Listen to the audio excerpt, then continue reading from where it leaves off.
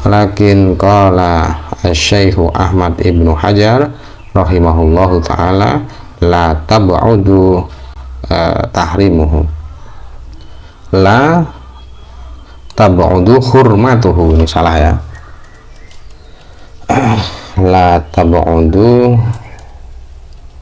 hurmatuhu. Jadi tidak kafir, tetapi menurut Ahmad bin Hajar hukumnya haram. Tidak kafir tapi haram. Jadi membaca Al-Quran yang diucapkan di saat melakukan pekerjaan tertentu itu hukumnya bisa haram ya, bisa haram. Jadi Ibnu Hajar Ibnu Hajar ini Ahmad Ibnu Hajar, makna aslinya adalah Ahmad cucu dari Ibnu Hajar. Ibnu Hajar ini julukan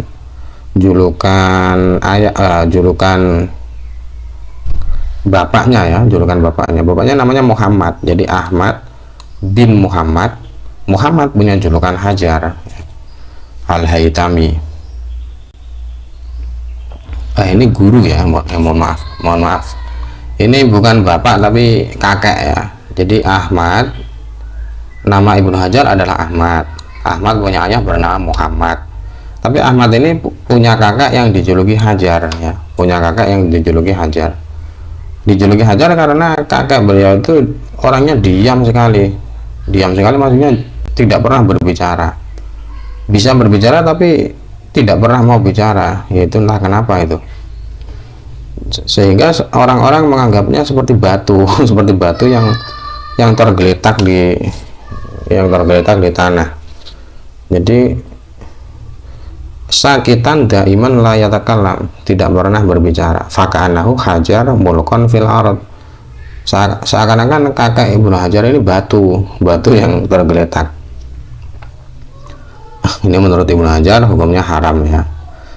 Rahimahullahu taala, semoga Allah memberikan rahmat kepada Ibnu Hajar. Rahmat ini ada rahimahullah, ini adalah doa dari musannif untuk Ibnu Hajar ya. La tab'udu tahrimuhu, andai kata hukumnya haram itu tidak jauh ya, tidak jauh dari kebenaran. Jadi walaupun hukumnya tidak kafir, tapi menurut Ibnu Hajar itu baiknya hukumnya haram. Penjelasan Al-Bujairami yang meriwayatkan dari Qalyubi menjelaskan bahwa dalam permasalahan ini tauriyah dalam permasalahan ini, tauriyah yang tidak bisa tercakup oleh lafaz itu tidak bisa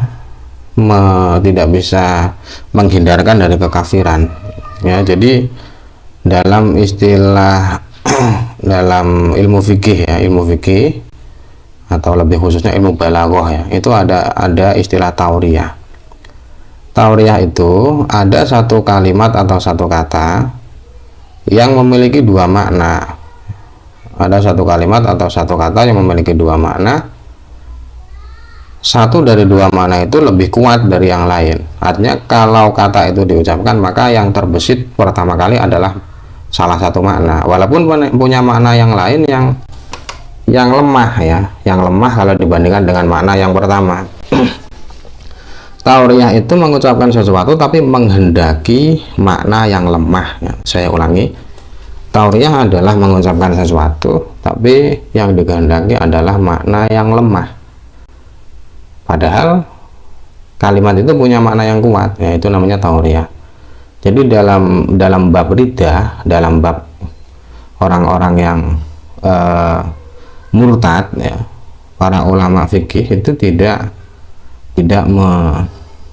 membenarkan orang yang mengucapkan kalimat kafir tapi dia tauriyah. Berbeda dengan bab tolak ya, bab tolak. Walaupun di bab tolak itu walaupun cukup ketat dibanding dengan bab lain, tapi kalau tauriyah ini masih berfungsi di bab tolak. Orang yang menalak istrinya tapi dia berkehendak tauriyah itu tidak ya, ucapannya tidak menjadikan tolak. Nah, mengapa antara tolak dan kafir ini dibedakan? Karena Orang yang mengucapkan perkataan-perkataan kafir itu dia sebenarnya sudah ada tahawun itu menganggap mudah ya, sudah mempermudah ya, menggampangkan atau mempermudah sesuatu yang sebenarnya berat. Jadi di dalam bab riddah tauriyah tidak bisa dibenarkan. Kemudian wakada yakfuru man syatama nabiyan au malakan, termasuk orang ucapan yang kafir adalah seseorang yang berkata kotor ke nabi atau ke malaikat, yaitu seseorang yang mensifati nabi atau malaikat dengan sifat-sifat yang hina, sifat-sifat yang tidak layak dimiliki oleh nabi. Ini sepertinya ada yang kurang lagi ya.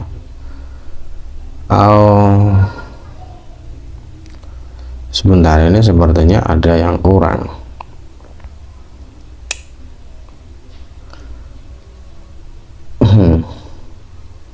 Iya, ini ada yang kurang ya. Wakada yakfuru man syatama nabiyan aw malaikatan. Kemudian aw malakan ya. Kemudian ini ada yang kurang ini. Akunu, nanti kalau bisa disimak di kitabnya masing-masing ya. Akunu qawadan in sholaitu, akunu qawadan in sholaitu ma asabtu khairan mundu sholaitu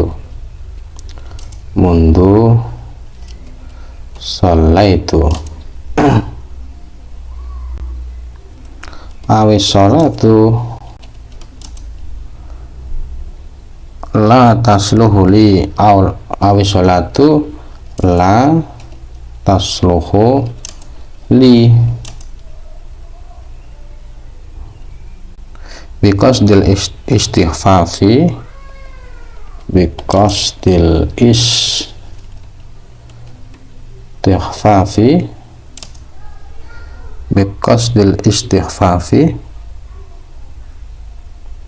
biha awil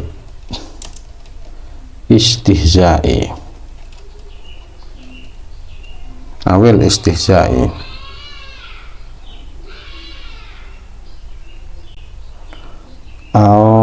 qala li Muslim wah ini cukup panjang yang kurangnya ya. Istihlali tarkiha awit tasaumu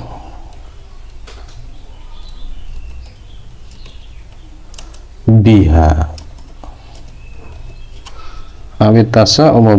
ini kurangnya panjang sekali ya.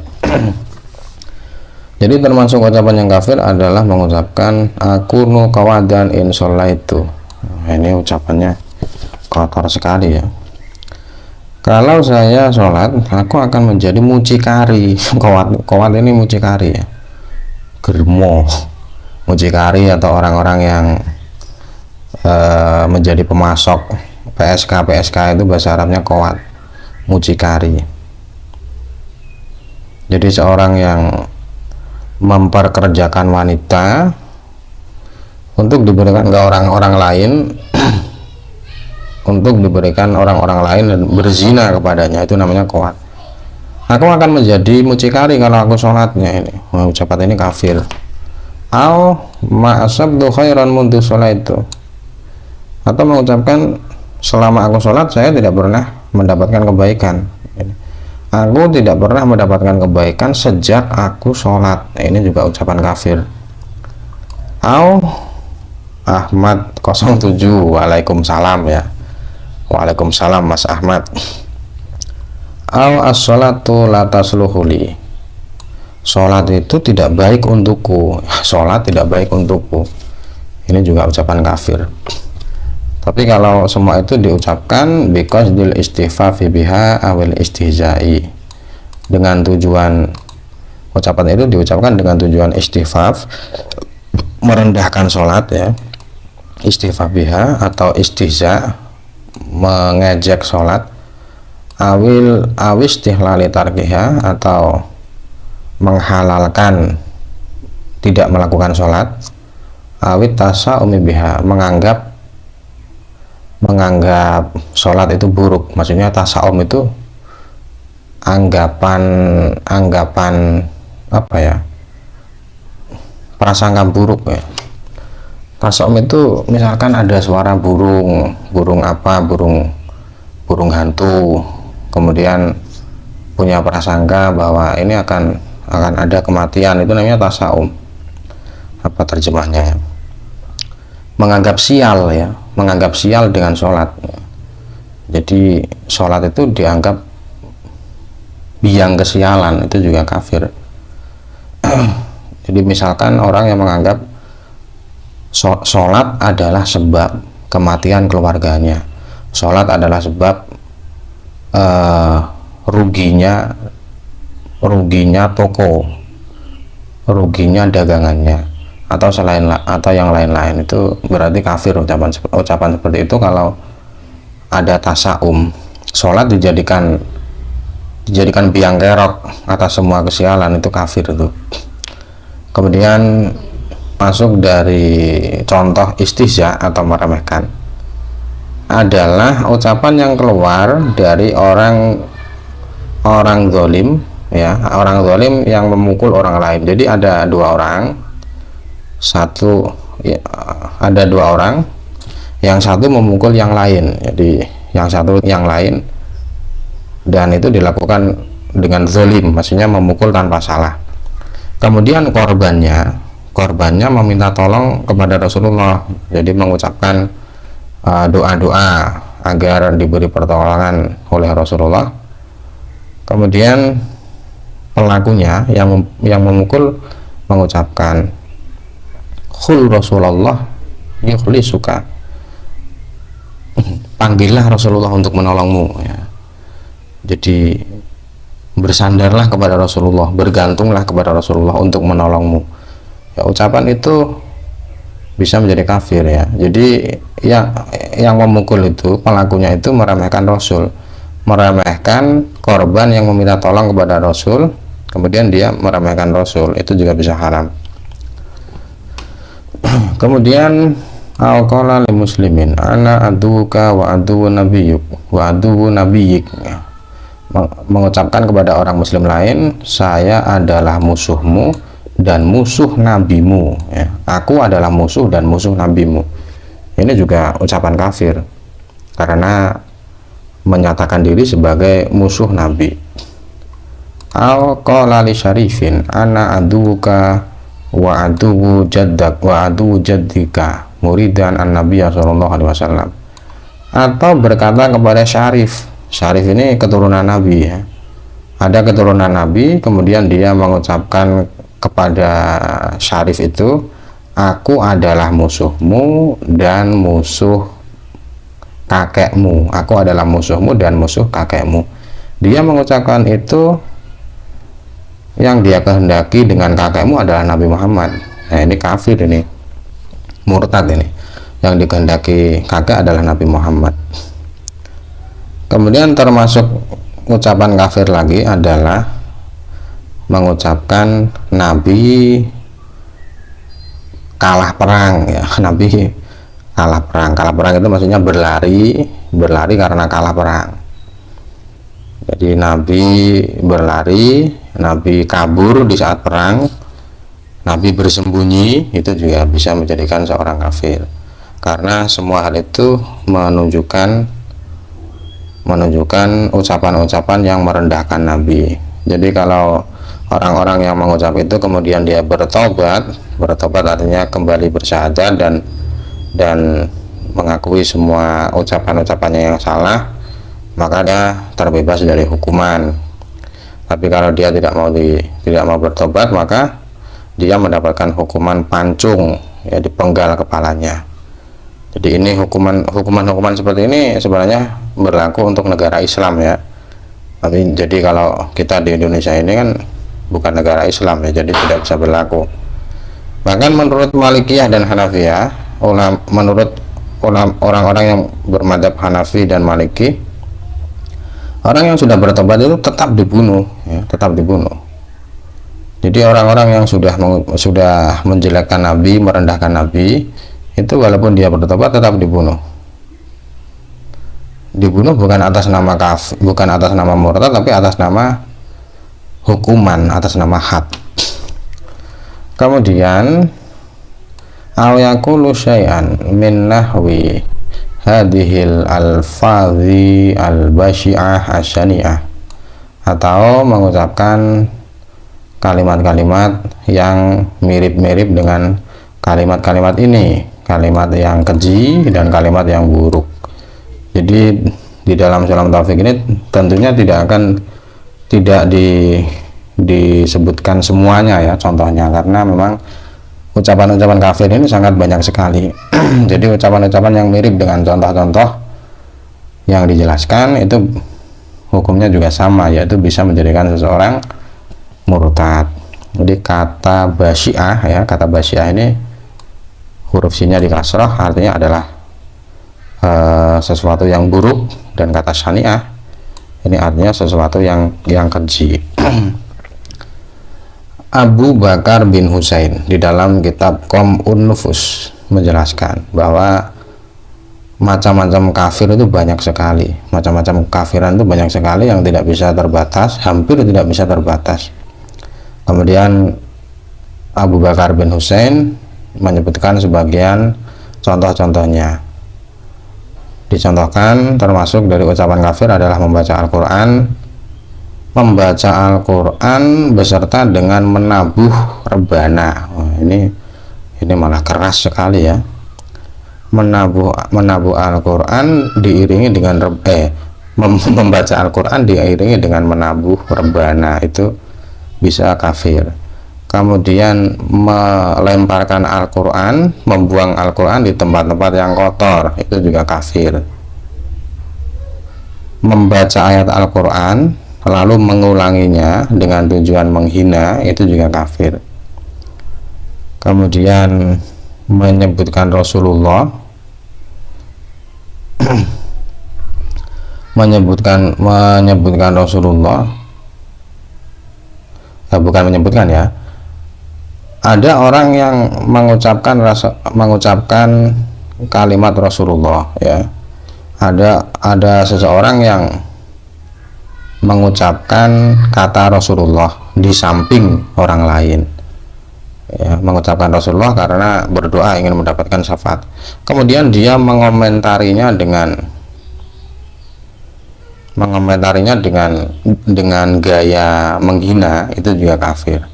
Atau mentazkir, ya. Mentazkir itu merubah kalimat atau kata ke wazan fu'ailun, ya, atau menghina atau merendahkan ucapan-ucapan Nabi, itu juga semuanya kafir. Kemudian termasuk yang kafir lagi adalah seorang yang ditanya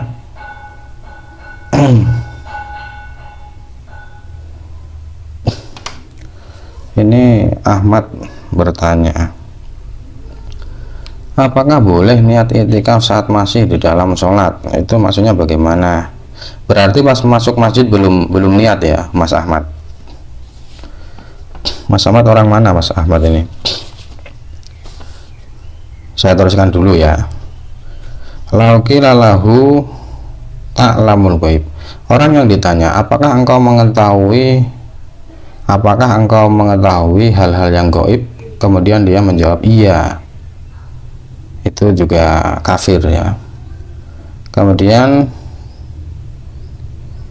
orang yang mengatakan bahwa Nasrani lebih baik daripada Yahudi, itu juga kafir, karena keduanya tidak ada yang lebih baik. semua orang kafir itu sama. Kemudian di dalam kitab-kitab murid Abu Hanifah ada penjelasan bahwa di saat andai kata ada raja, ada sultan yang haus ada raja yang haus, raja atau yang lain ya, maksudnya orang-orang yang memiliki jabatan tinggi tapi dia zalim, dia kehausan, kemudian ada orang yang mengatakan semoga Allah memberikan rahmat kepadanya. Lalu ada orang lain yang mengatakan kamu jangan mengucapkan itu kepada sultan, kamu jangan mendoakan sultan dengan doa itu karena dia jangan mendoakan sultan dengan doa itu. Jadi orang yang mendoakan yarhamukallah, kemudian ada orang yang melarangnya, itu juga termasuk kafir. Kemudian ini untuk Mas Ahmad saya teruskan dulu ya, mohon maaf belum bisa jawab. Nanti kalau sudah selesai nanti saya jawab, tapi masih lama ya. Karena saya ingat saya itikaf itu niatnya diniatkan di saat masuk masjid, tapi nanti coba saya buka kitabnya ya, seingat saya begitu. Kemudian maksudnya barangkali ingatan saya salah ya, nanti saya bukakan kitabnya. Waduh, Banjar jauh juga Mas. Terima kasih sudah menyimak ya. Sampai mana tadi ya? Mendoakan raja atau seseorang yang berangan-angan atau membayangkan, menginginkan halalnya sesuatu yang tidak pernah halal ya. Membayangkan atau menginginkan kehalalan sesuatu yang tidak pernah halal. Contoh menzalimi manusia, zina, membunuh orang dan lain-lain. Jadi orang yang menginginkan zina halal, zalim halal, membunuh orang halal, itu dia juga kafir. Ini menurut penjelasan di kitabnya murid Abu Hanifah ya. Atau mengikat perut dengan zunar ya. Zunar itu ikatan, zunar itu benang ya, benang yang besar sebesar jari yang berwarna kulit, yang sebesar kulit ya, dan itu terbuat dari sutra, itu diikatkan di perut. Itu biasanya zunar ini dipakai oleh non muslim ya, yang bertempat di negara muslim, kafir zimmi itu juga kafir ya. Jadi menginginkan sesuatu yang tidak pernah dihalalkan kapanpun, menginginkan agar hal itu halal, itu bisa kafir. Berbeda kalau orang yang menginginkan atau berharap kehalalan, andai kata minum khamr itu halal. Orang yang memiliki harapan seperti itu tidak kafir dia. Atau menikahi saudara itu berharap agar bukan berharap sebenarnya ya, tidak mungkin ya. Hanya punya angan-angan saja agar halal menikahi saudara sendiri, itu tidak kafir karena itu pernah halal ya, halal menikah dengan saudara dulu juga pernah halal, kemudian kehalalan itu dinasakh, dihapus. Jadi kalau yang diinginkan adalah hal-hal yang sudah pernah halal, itu tidak kafir, tapi kalau belum pernah halal itu kafir. Jadi standaritasnya adalah selama pernah halal di satu masa, lalu berangan-angan atau berharap agar hal itu halal kembali maka tidak kafir. Tapi menurut pendapat yang sahih juga kafir ya, sama saja menurut pendapat yang sahih. Kemudian para ulama berbeda pendapat dalam masalah seseorang yang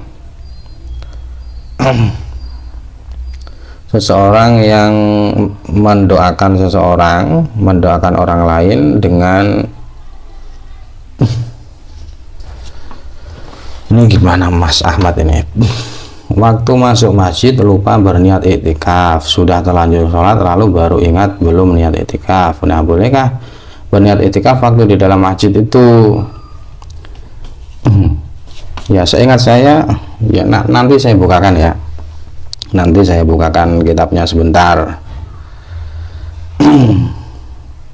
Kalau fikih itu sebenarnya hampir dipastikan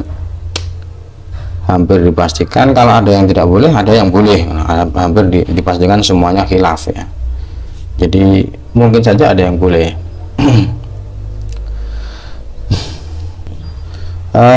Sampai mana tadi ya? Ada orang yang mendoakan jelek orang lain, mendoakan agar Allah tidak memberikan husnul khotimah. Jadi mendoakan orang supaya dia su'ul khotimah itu juga kafir menurut sebagian ulama, karena dia ridho dengan seseorang yang mati dalam keadaan kafir. Sedangkan seorang yang rela kekafiran seseorang itu dia kafir. Jadi rela dengan kekafiran itu kafir. Ridho bil kufri kufurun, rela dengan kekafiran itu kafir. Waqat wa'ada Syekh Ahmad Ibn Hajar wal Qadiyat rahimahumallahu ta'ala fi kitabih al-i'lam wa syifa syai'an katsiran. Jadi dua ulama yang bernama Ahmad bin Hajar dan Qadiyat, mereka berdua menjelaskan banyak sekali kekafiran, macam-macam kekafiran di dalam dua kitabnya, yaitu kitab I'lam ini berarti tulisan Ibnu Hajar, dan kitab Asy-Syifa ini tulisan Qadiyat, tulisan dari Qadiyat. Ini kalau rekamannya terputus-putus mohon maaf ya, ini menggunakan jaringan seadanya. Syifa Al-I'lam itu nama kitab lengkapnya Al-I'lam bi Qawaidil Islam.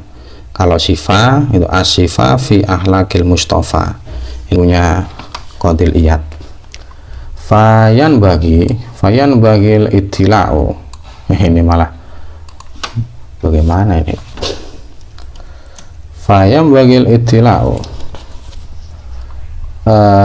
Fayan bagi al-ittila'u alaihi, maka baiknya bagi orang-orang yang ingin mengetahui jenis-jenis kekafiran dengan lengkap, maka baiknya membaca kitab itu.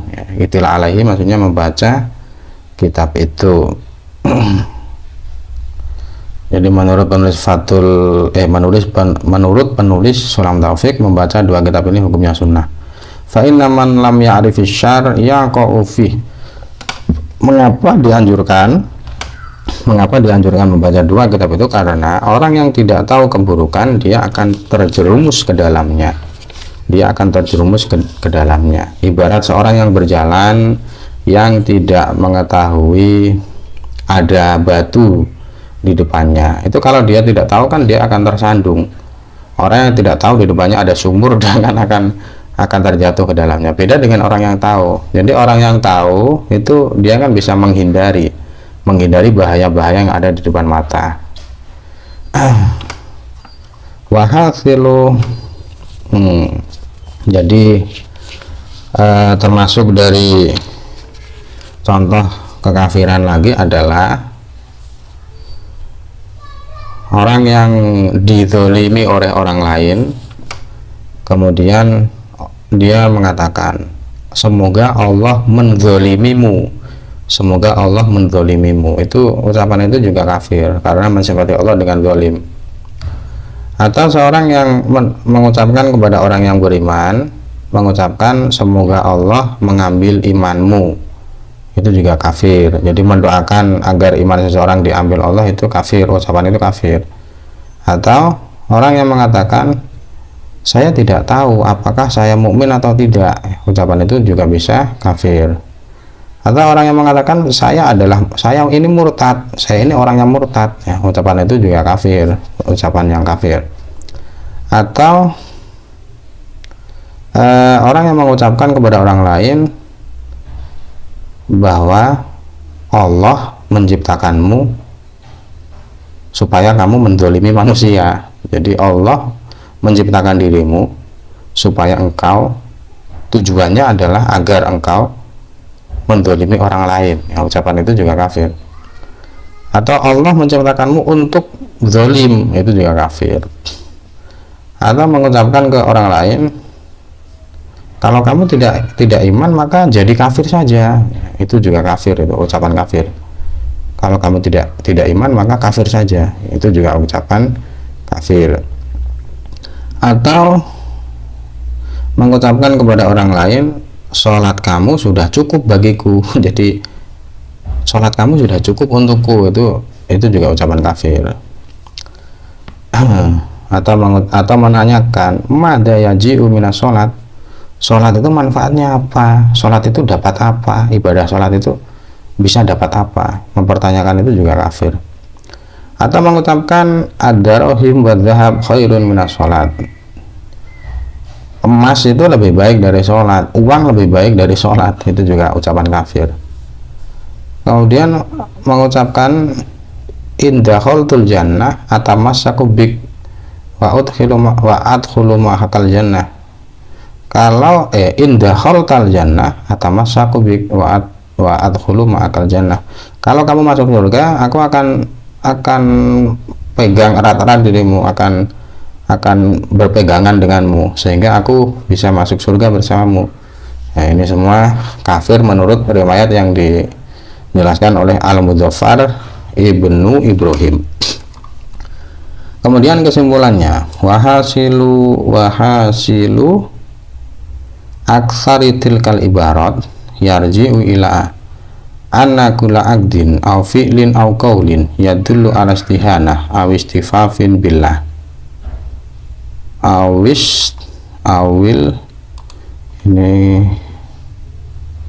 awistihfafin kebanyakan lam, ya, awistihfafin billah aw kutubihi aw rusulihi aw malaikatihi aw sa'irihi aw ma'alimi dinihi aw ahkamihi aw wa'dihi aw wa'idihi kufrun wa maksiyatun. Ini kesimpulannya, ya, bahwa sebagian besar ibarat atau kalimat-kalimat yang ditulis oleh para ulama yang menjelaskan tentang kekafiran itu kemudian pada satu rumus atau kaidah ini. Setiap keyakinan, aqdin ini maksudnya sesuatu yang ada di hati, ya, atau perbuatan atau ucapan yang menunjukkan menghina atau merendahkan Allah atau kitab Allah atau Rasul Allah atau malaikat Allah atau syiar Allah. Syiar itu tanda-tanda agama, ya, jadi yang dimaksud syiar itu tempat, ya, tempat-tempat yang di tempat itu agama Allah dilakukan. Ini maksudnya tempat yang agama Allah dilakukan di situ. Misalkan Makkah, Ka'bah itu namanya syiar. Kemudian Sofa, Marwah, lalu Arafah itu namanya syiar, ya. Al ma'alimi dini atau tanda-tanda agama Allah, ini namanya atof tafsir, ya. Jadi antara syiar dan ma'alim ini artinya sama. Jadi kata setelah au ini menunjukkan arti sebelum au, ini namanya atof tafsir. Au ahkamihi atau merendahkan hukum-hukum Allah, awadihi atau merendahkan janji Allah, surga atau neraka, awaidi surga atau pahala, ya, awaidi atau ancaman Allah, siksa atau neraka, kufrun, maka semuanya itu kafir. Au maksiatun atau maksiat. Ini au ya, bukan wawu. Kufrun au maksiatun. Kufrun au maksiatun. Kufrun au maksiatun. Jadi bisa kafir, minimal maksiat. Termasuk dari kemaksiatan adalah mentasgir kata masjid. Jadi masjid diucapkan musaijid, itu ditasgir, kemudian meremehkan, itu juga bisa maksiat ya, maksiat. Kemudian mendengarkan azan atau mendengarkan bacaan Quran kemudian mengomentari, ini pekerjaan apa ini, mengomentari komentar seperti itu juga bisa kafir. Kemudian mengucapkan dunia itu saat ini, akhirat itu nanti, maka mencari yang saat ini itu lebih baik daripada mencari sesuatu yang datangnya nanti. Ucapan itu juga termasuk kafir. Atau berkata kotor kepada hidangan-hidangan, berkata kotor kepada hidangan-hidangan yang ada di meja makan, itu juga bisa maksiat ya, mohon maaf, maksiat. Tadi yang saya contohkan itu maksiat ya. Mentasgir masjid itu maksiat, kemudian mengomentari azan dan membaca Quran itu juga maksiat, kemudian mengatakan dunia lebih baik dari akhirat itu juga maksiat, kemudian berkata kotor ke makanan juga maksiat. Tapi menurut Abu Hanifah itu kufur ya. Itu kufur. Berkata kotor ke makanan itu menurut Abu Hanifah kufur, karena berkata kotor kepada nikmat Allah. Dan menurut Abu Yusuf dan Muhammad, Abu Yusuf dan Muhammad ini dua murid Abu Hanifah. Dua murid Abu Hanifah yang paling terkenal adalah Abu Yusuf dan Muhammad. Keduanya mengatakan tidak kufur, hanya maksiat saja. Kemudian sebelum mengakhiri fasal ini, penulis Sulam Taufik memberi himbauan, falyahdharil insanu min dzalika jahdahu. Maka hendaknya semua manusia berhati-hati dengan semua itu. Semua itu maksudnya keyakinan, ucapan atau perbuatan-perbuatan yang menunjukkan merendahkan atau menghina hal-hal yang disebutkan tadi, sekuat tenaga. Jadi jahdahu artinya sekuat tenaga. Untuk Mas Ahmad ya, terima kasih. Faslun wallahu a'lamu bishawab. Ini sekarang saya coba cari saya coba cari ya Mas Ahmad.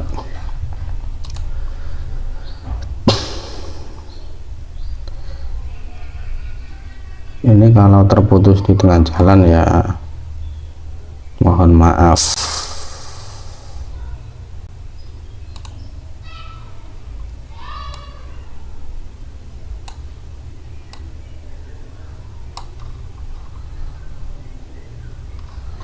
Ini masih ada yang nonton atau tidak ini?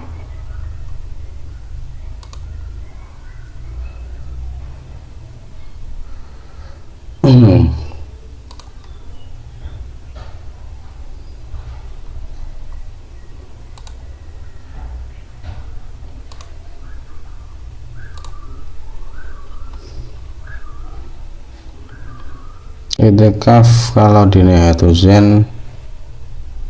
193.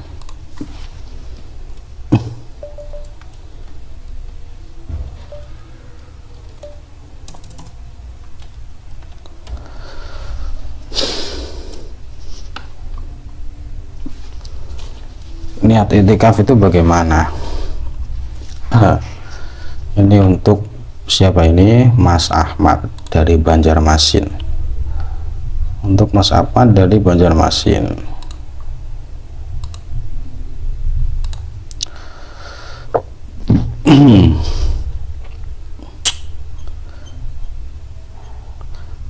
Ini ya, arkanul itikaf arba'ah niyatun. Jadi rukun itikaf yang pertama niat, walubsun dan berdiam di masjid. Kemudian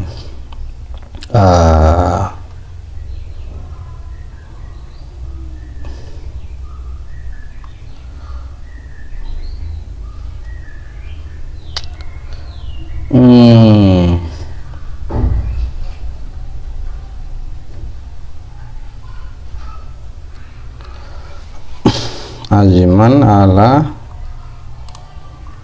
bentar ya, saya perkecil dulu.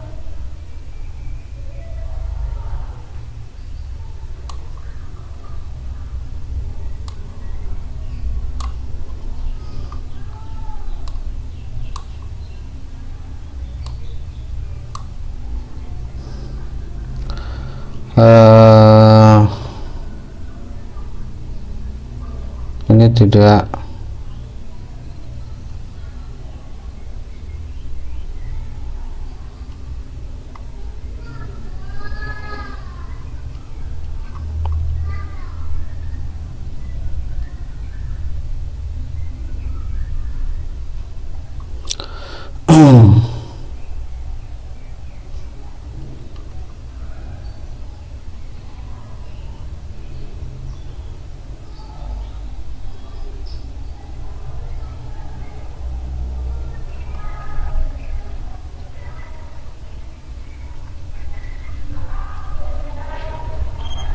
sekilas ini tidak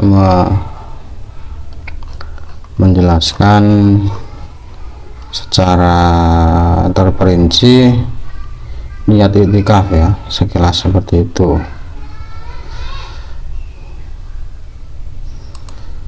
Ini saya PDF tuh cuman punya 3 kitab ya.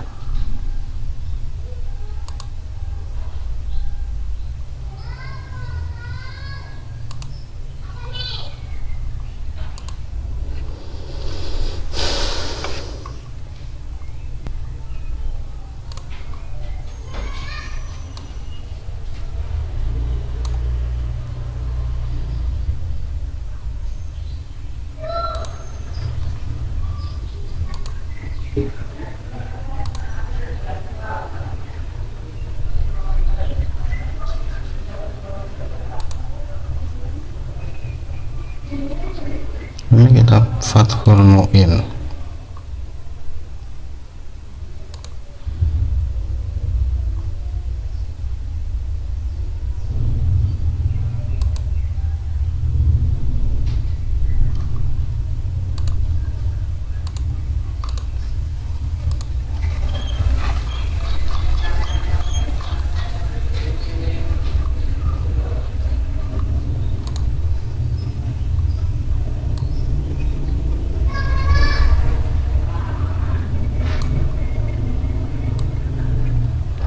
Kalau menjawab secara global ya harus di saat masuk masjid, karena niat itu kan muktarinan bi fi'lih ya, harus bersertaan dengan awal permulaan pekerjaan. Cuman sudah taklid badal amal itu boleh.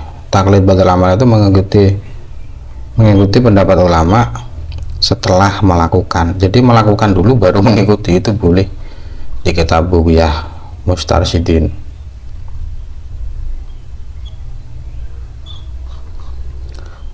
Iktikaf itu biasanya bab puasa ya. Biasanya kalau di kitab fikih itu masuknya setelah bab puasa.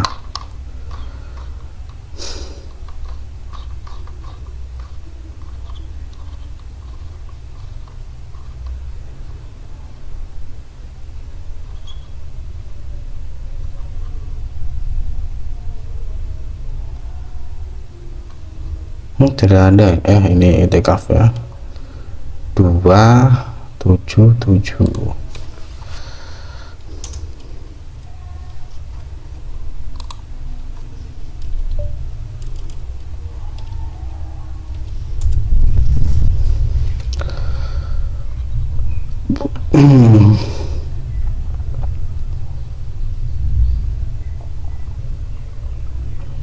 Ini cuman biniyati itikaf gitu saja, biniyati itikaf.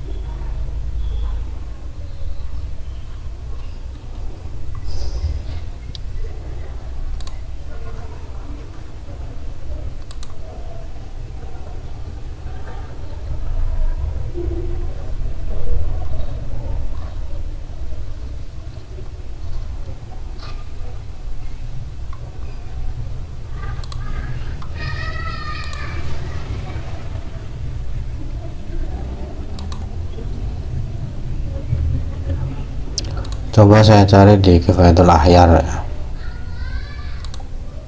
Barangkali ada.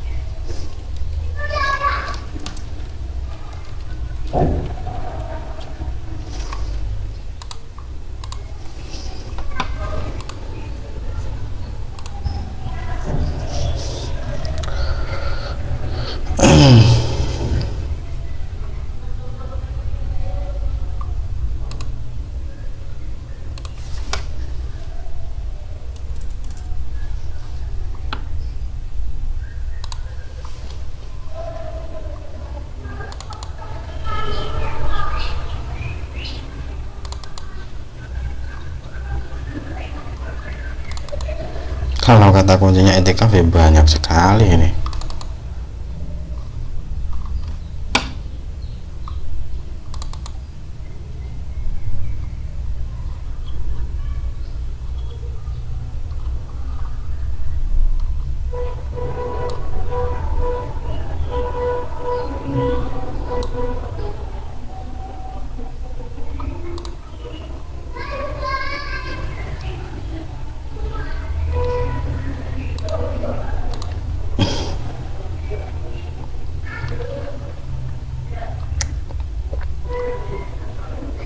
Li'annahu ibadatun faftaqara ila niyah kasairil ibadat. Ini hanya begini saja ini.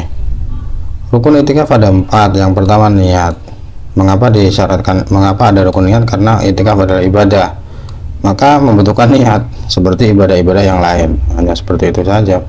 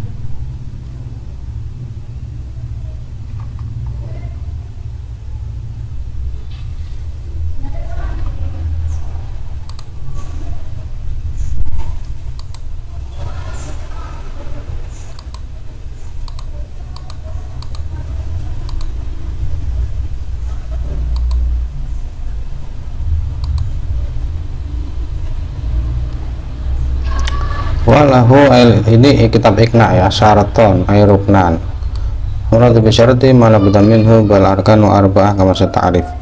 Al awalu niyah. Ini kitab Iqna, niyah bil qalbi ka ghairihi min al ibadah. Wa tajibu niyatu fardhiyah fi nadrihi li yatamayyaza. Wa in udrika al i'tikaf bi alam yaqdir la muddatan ka fadniyatu wa in dhala waqtuhu. Lakin ka kharaja min al masjid bila azmi audin wa ada jaddadaha zawan akhraja litaburuza amri ghairi.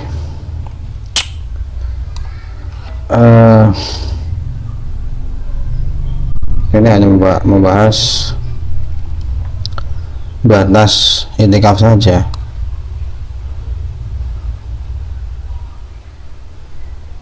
Nanti kita lihat di Mujairominya ya. Al-lubsu ma yusamma ukufan iqamah fil masjid.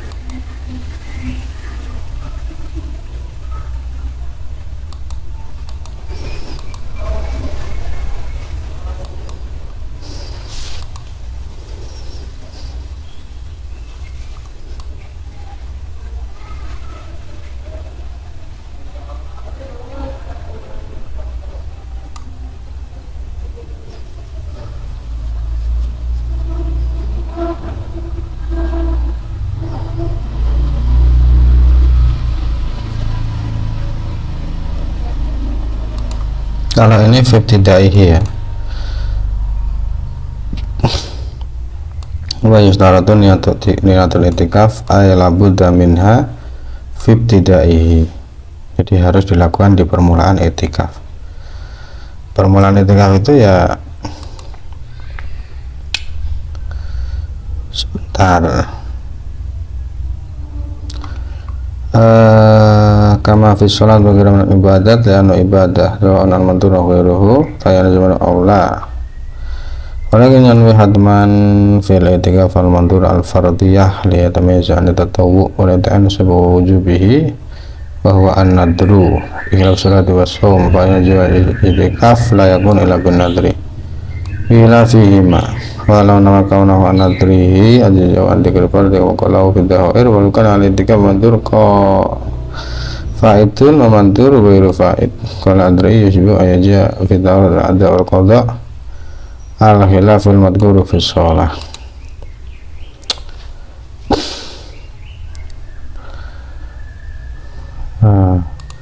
Hanya niat fi ibtidaihi saja. Sebentar.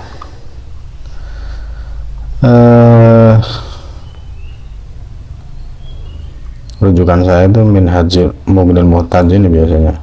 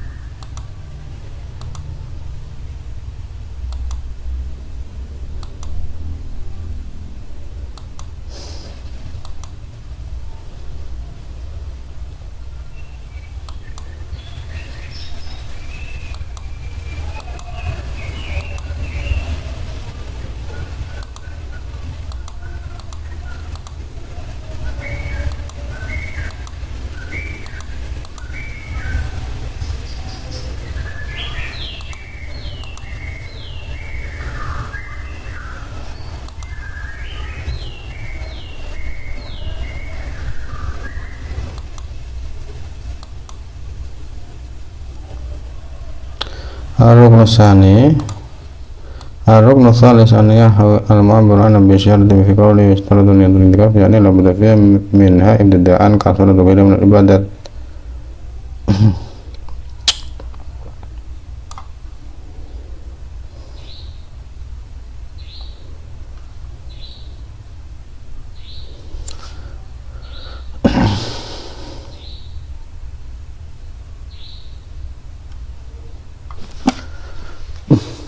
Kalau di kitab Safinah itu ada yang bahas itikaf atau tidak ya? Jadi lupa. Sepertinya tidak ada yang membahas itikaf Safinah itu.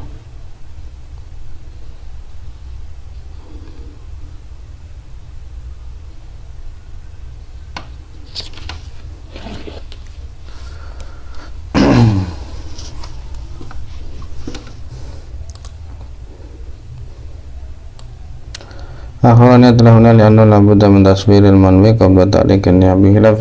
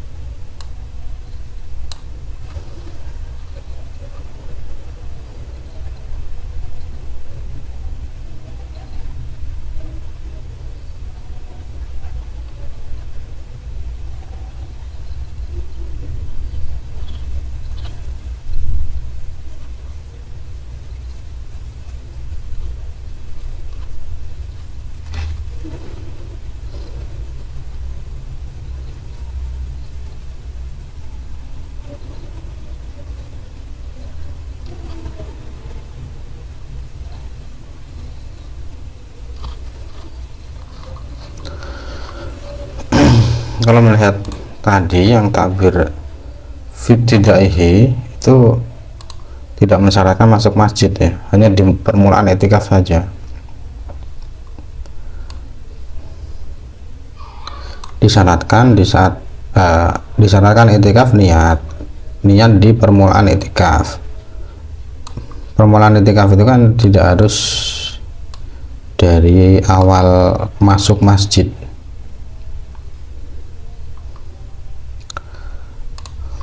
Barangkali ada di Manhajul Thulab, tapi ragu juga saya.